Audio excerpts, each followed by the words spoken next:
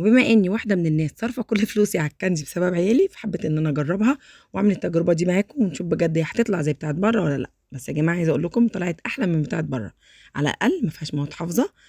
احنا ضامنين وعاملينها بايدينا، ما كلفتنيش كتير، اعطتني كميه كبيره. كل دوت بكسين جيلي، كيسين جيلي فقط لا غير. هوريكم الطريقه والوصفه سهله جدا.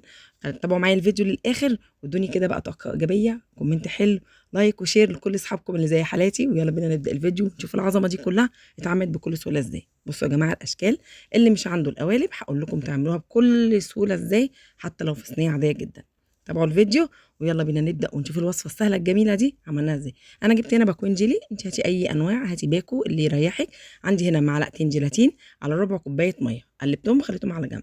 جبت نص كوبايه ميه، اخدتها كده رفعتها على النار مع معلقه عسل الجلوكوز، وهو دوت اللي بيديني المطه الحلوه. اول لما ساحوا كده او دبوا معايا على النار، نزلت بكيس الجيلي، اخد غلوه، قفلت، طلعت كده، حطيت معايا معلقتين الجيلاتين. يبقى كل القصه دي كلها معايا. الباكو اخد معايا كوبايه الا ربع من الميه، ربع كوبايه في الجيلاتين ونص كوبايه حطينا فيها الجيلي. هنجيب بقى كده قلبناها كويس جدا ودوبناها. هنجيب بقى اي حاجه كده ونجيب القوالب بتاعتنا دي، بس اهم حاجه نحطها في صينيه عشان نعرف نشيلها.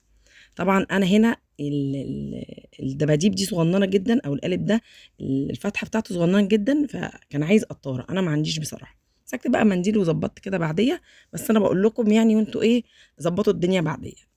عندك قوالب هتعملي زي ما انا زي ما انا ما عملت، ما عندكيش هتجيبي كده صينيه او حاجه زي كده، تديها مسحه زيت وتمسحيها كويس جدا. انا بس بديها مسحه الزيت بسيطه وامسح كويس جدا. حطيت بقى هنا اللي بقى معايا من الجيلي الفراوله، وهكرر نفس القصه في الجيلي المانجا. هجيب هنا كوبايه فيها ربع ميه، معلقتين جيلاتين، والجيلاتين ده حلال، ونص كوبايه ميه وارفعها على النار، معلقه جلوكوز، عسل جلوكوز، وانزل كيس الجيلي اللي مانجا برضو تاخد تقليبه. اول لما تغلي هنعمل نفس القصه، نحط عليها الجيلاتين، وكده يبقى الكيس اخد معايا كوبايه الا ربع من الميه.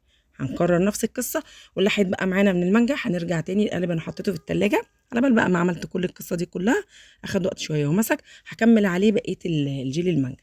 انا بقى سبتهم هنا بقى في التلاجة كتير، بس عيالي برضو كانوا مستعجلين، سبتهم كذا ساعه بصراحه.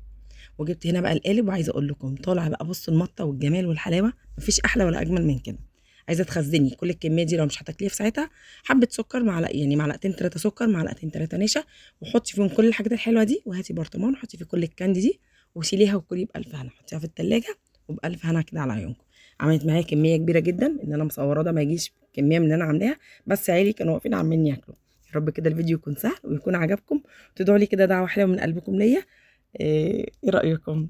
بفرح قوي لما بطلع الحاجة كده حلوة وبجد بتطلع ناجحة. يا رب يحسن ما بين ايديكم وما بين ايديا. كنت معاكم رشا سيد، اشوفكم في فيديو جديد وسلام.